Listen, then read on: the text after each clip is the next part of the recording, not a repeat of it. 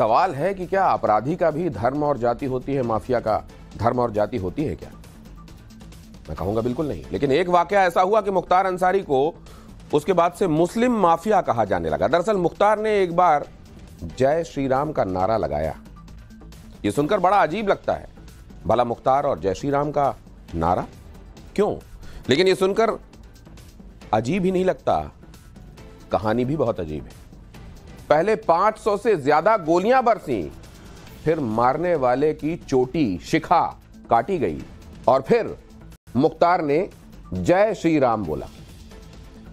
मुख्तार का दूसरा टेप बजा और पूरे देश ने यह सुना। आज मुख्तार खानदान समेत यूपी के लोगों और पूरे देश को यह पता चला कि क्यों मुख्तार मुस्लिम माफिया कहा जाने लगा।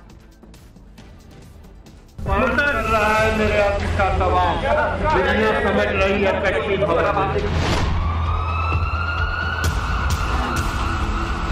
और बड़ी खबर यह इस वक्त की, मुख्तार अंसारी की मौत हो गई। स्वाभाविक मौत नहीं, संयोजित हत्या। आशीर्वाद है, आज न्याय मिला है। तो आप दिवाली मनाइए, बहुत बड़े अच्छाई काम। एक स्याह किरदार जिसने न जाने कितने परिवारों में मौत के अंधेरे लिखे। 90 के दशक में जिसने अपने अपराध की दुनिया को राजनीतिक संरक्षण में बेतहाशा बड़ा किया, आज मौत की नींद सो चुका है। खास वोट बैंक, खौफ और सियासी रसूख से गढ़ा गया किरदार माफिया मुख्तार। के गांव पर दोनों तरफ से मुकाबला चल रहा। हाँ, बराबर में चल रही है। हाँ, ये तरफा जय श्री राम। अच्छा, ओके। हेलो। हाँ, काट ली। ठीक है, मुट्ठी में। ये वो कन्वर्सेशन है जो माफिया मुख्तार के असली किरदार की सबसे बड़ी गवाही है, यानी खुद मुख्तार की गवाही। 2005 में बीजेपी विधायक कृष्णानंद राय की हत्या का जैसे आंखों देखा हाल माफिया मुख्तार तब के समाजवादी पार्टी के बाहुबली विधायक अभय सिंह को सुना रहा था।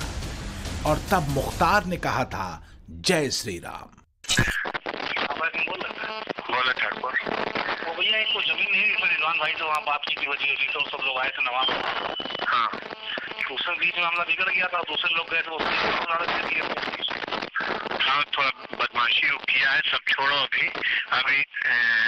अभी यहाँ पर वो हो गया, पता चला है, हल्ला हो रहा है कि गोली चल रही है मुन्ना बजरंगी और कृष्णानंद राय में। हाँ, ये सुनने में आया। अच्छा, कहाँ पे? कृष्णानंद राय के गांव पर दोनों तरफ से मुकाबला चल रहा। हाँ, बराबर में चल रही है। हाँ, ये तरफा जय श्री राम। अच्छा, ओके। हेलो। हाँ, काट ली। ठीक है, मुट्ठी में। ठीक है, रख रहे, बात होगी। ये एक टेलीफोनिक संवाद भर नहीं था, बल्कि मुख्तार की कम्युनल राजनीति, सनातन घृणा और अपने मजहबी माफियागिरी का एक तरफा ऐलान था। इससे पहले तक माफिया मुख्तार को उसके हिमायती एक सेकुलर किरदार के तौर पर पेश करते थे, लेकिन कृष्णानंद राय की हत्या में न सिर्फ राय को एक बेरहम मौत दी गई, बल्कि उनके धार्मिक प्रतीकों और आस्था को भी जी भर के रौंदा गया। कृष्णानंद राय पर तकरीबन 400 गोलियां चलाई गई थीं। बीजेपी विधायक समेत 7 लोग इस हत्याकांड में मारे गए थे। कृष्णानंद राय के शरीर से 60 से ज्यादा गोलियां निकाली गई थीं। मुख्तार के इशारे पर कृष्णानंद राय की शिखा काट ली गई थी। तो क्या मकसद सिर्फ हत्या करना नहीं, बल्कि मरने के बाद धर्म को लेकर उन्हें अपमानित करना भी था? मुख्तार की मौत ने एक बड़ी तसल्ली उस परिवार को दी है जिसने करीब 2 दशकों तक इंसाफ होने का इंतजार किया। ये अलग बात है कि एक इंसाफ कोर्ट ने किया था, जिसमें मुख्तार को कृष्णानंद राय हत्याकांड में उम्र कैद की सजा सुनाई गई, और दूसरा इंसाफ ईश्वर ने कर दिया। जानकारी की मौत के बाद आज विशेष कामना की है आप? अरे कहना क्या है, यही है कि बाबा की आशीर्वाद है। जय आज मैं हमेशा बाबा के दरबार में न्याय के लिए करती थी, आज न्याय मिला है हमको। देखिए होली के त्योहार हम लोग इस घटना के बाद नहीं मना पाते थे, आज हमको लगा कि नहीं, हमारे लिए आज का दिन होली का ही दिन है। बस ये बाबा गोरखनाथ, बाबा विश्वनाथ का आशीर्वाद है जो हम माँ बेटी को मिला है, बस उसके लिए कुछ तो आप दिवाली मनाइए, एक बहुत बड़े आतिथ्य का। ये बात किसी से छुपी नहीं है कि समाजवादी पार्टी के दौर में मुख्तार की माफियागिरी और राजनीतिक दोनों जमीन खूब फैली। यूपी के पूर्वांचल में तो माफिया मुख्तार का दबदबा था ही, पश्चिमी यूपी के गाजियाबाद तक मुख्तार का सिक्का चलने लगा। पहली बार 1996 में मुख्तार अंसारी बीएसपी के टिकट पर जीतकर विधानसभा पहुंचा। दूसरी बार निर्दलीय चुनाव लड़ा और जीत हासिल की। तीसरी बार मुख्तार अंसारी एक बार फिर बीएसपी में शामिल हो गया, लेकिन बाद में मायावती ने उसे पार्टी से निकाल दिया। मुख्तार अंसारी ने कौमी एकता दल नाम से एक पार्टी बनाई और चौथी बार जीत हासिल की। पांचवी बार मुख्तार ने शिवपाल यादव के कहने पर अपनी पार्टी का सपा में विलय कर दिया, लेकिन अखिलेश ने उसे पार्टी से निकाल दिया। इसके बाद मुख्तार फिर बीएसपी में चला गया और चुनाव में जीत हासिल की। पंजाब के जेल में क्यों ये ऐश कर रहे थे, यहाँ नहीं आना चाह रहे थे, इसीलिए ना कि वहाँ कांग्रेस की सरकार का इनको समर्थन था। यहाँ तो इनको समर्थन नहीं मिल रहा था, सब सुविधाएं इनकी ख़त्म हो गई। जितने जेल से बैठ के साम्राज्य चलाते थे वो बंद हो गया, आर्थिक नुकसान हुआ, संपत्तियां जब्त हुई। तो धीरे धीरे जिस डर की वजह से आपने एक आर्थिक साम्राज्य कायम किया था वो आपको ढहता हुआ दिखने लगा। 90 के दशक तक माफिया मुख्तार के किरदार का एक्सटेंशन एक राजनीतिक के तौर पर हो चुका था। 90 के दशक में राम मंदिर का मुद्दा जोर पकड़ रहा था। संगठित होते हिंदू मुख्तार जैसों को अपनी राजनीति चलाने के लिए एक बड़ी चुनौती साबित हो रहे थे।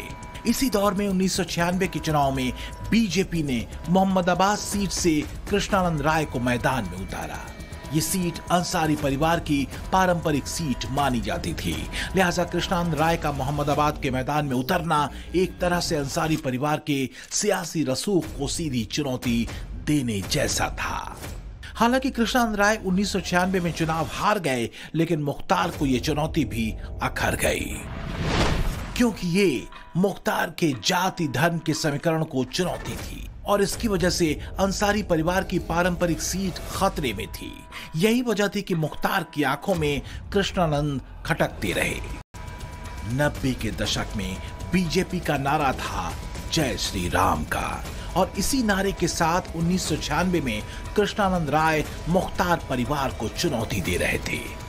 कृष्णानंद राय की हिंदू छवि मुख्तार को खटकती थी। बीएचयू से साइंस में ग्रेजुएट कृष्णानंद राय ज्यादा असरदार हो रहे थे। माथे पर तिलक, लंबी शिखा कृष्णानंद राय की पहचान हुआ करती थी, जो हिंदुत्व की उनकी राजनीतिक लकीर को और गाढ़ा करती थी। आखिरकार 2002 में मोहम्मदाबाद सीट पर कृष्णानंद राय विजयी हुए। मुख्तार के भाई अफजाल अंसारी को उन्होंने हरा दिया। अफजाल की इस हार ने मुख्तार की कृष्णानंद राय के खिलाफ नफरत को कई गुना बढ़ा दिया और तभी उसने कृष्णानंद राय के जय श्री राम के नारे से चढ़ी हिंदुत्व वाली सियासत को खत्म करने का फैसला कर लिया और 3 साल बाद ही कृष्णानंद राय के दुस्साहसिक हत्याकांड को अंजाम दे दिया गया। कृष्णानंद राय के गांव पर दोनों तरफ से मुकाबला चल रहा। हाँ, बराबर गोली चल रही है। हाँ, ये तरफा। जय श्री राम। अच्छा, ओके। हेलो। हाँ, काट नहीं, ठीक है, मुट्ठी में। मुख्तार की इसी लाइन ने पूर्वांचल में उसकी राजनीतिक लकीर को सेट कर दिया। मुख्तार का जय श्री राम कहना क्या सनातन उद्घोष और सनातन चिन्ह का अपमान था, और क्या कृष्णानंद राय की शिखा काटकर ये जताने और बताने की कोशिश थी कि हिंदुत्व की राजनीति का हश्र मुख्तार के माफिया राज में यही होगा। और ये संदेश था किसके लिए? मुस्लिम वोट बैंक और खौफ के ताने बाने पर मुख्तार अंसारी ने अपने सियासी कद और किरदार को कसा। आरोप ये लगते हैं कि गैर बीजेपी शासन में मुख्तार ने अपने माफिया राज और राजनीति को गाजीपुर से गाजियाबाद तक फैला लिया। कानूनी शिकंजे से तत्कालीन सरकारों का शील्ड उसे बचाता रहा। मुख्तार को राजनीतिक प्रेशर देने का लाभ था, क्योंकि मुख्तार के अपने पाले में होने का मतलब था जीत की गारंटी, मुस्लिम वोट बैंक की गारंटी, विरोधियों पर लगाम, उनका सफाया और चुनावों में काले धन का सपोर्ट। लोग वही थे, देश वही है, प्रदेश वही है, केवल सरकार बदली और कार्यशैली बदली। आज आप देख रहे होंगे, आज यूपी में कर्फ्यू भी नहीं है, दंगा भी नहीं है। आज यूपी में बेटी और व्यापारी दोनों सुरक्षित है। पर्व और त्योहार शांतिपूर्ण तरीके से मनाए जा रहे हैं, कहीं कोई अराजकता नहीं है।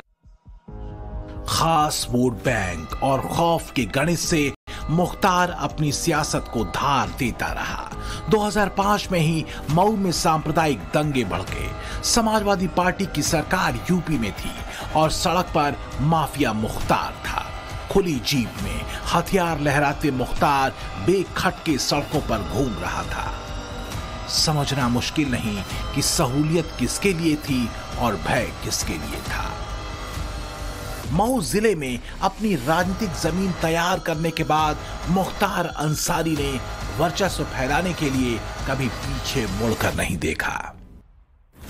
साल 2005 में हुए मऊ दंगे के बाद वो पूरे देश में सुर्खियों में आ गया। इसी मामले में मुख्तार जेल की सलाखों के पीछे पहुंचा। इसके बाद कभी बाहर नहीं आ सका।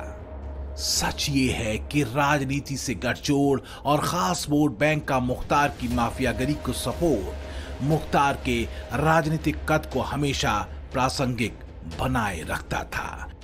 90 के दशक में यूपी में MY समीकरण के सियासी दांव ने एक तरफा माफिया राज कायम करने में मुख्तार जैसों के लिए अकूत जमीन छोड़ दी।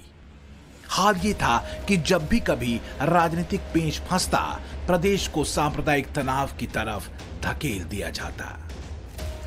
कि पंजाब के जेल में क्यों ये ऐश कर रहे थे, यहाँ नहीं आना चाह रहे थे, इसीलिए ना कि वहाँ कांग्रेस की सरकार का इनको समर्थन था।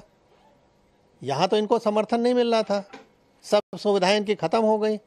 जितने जेल से बैठ के साम्राज्य चलाते थे वो बंद हो गया, आर्थिक नुकसान हुआ, संपत्तियां जब्त हुई। तो धीरे धीरे जिस डर की वजह से आपने एक आर्थिक साम्राज्य कायम किया था वो आपको ढहता हुआ दिखने लगा और लगा कि अब तो सब हाथ से जा रहा है। 2017 के बाद यूपी में योगी की एंट्री से माफिया राज पर अंकुश लगा और फिर राजनीतिक गठजोड़ से खैर मनाते माफियाओं का इलाज शुरू हुआ। अपने गुर्गों और सियासी लाउडस्पीकर से खुद को रॉबिन हुड बताने वाले मुख्तार की राजनीति मजहबी नफरत और सियासी अदावत के खतरनाक मंसूबों पर चलती रही, जिससे पर्दा भले धीरे धीरे उठा पर पूरी तरह उठा। तो क्या सेकुलर छवि गढ़ने की कोशिशें बेकार चली गईं और मुख्तार बस एक जमात का नेता रहा, इससे ज्यादा कुछ नहीं। Bureau report, times now, Navbharat.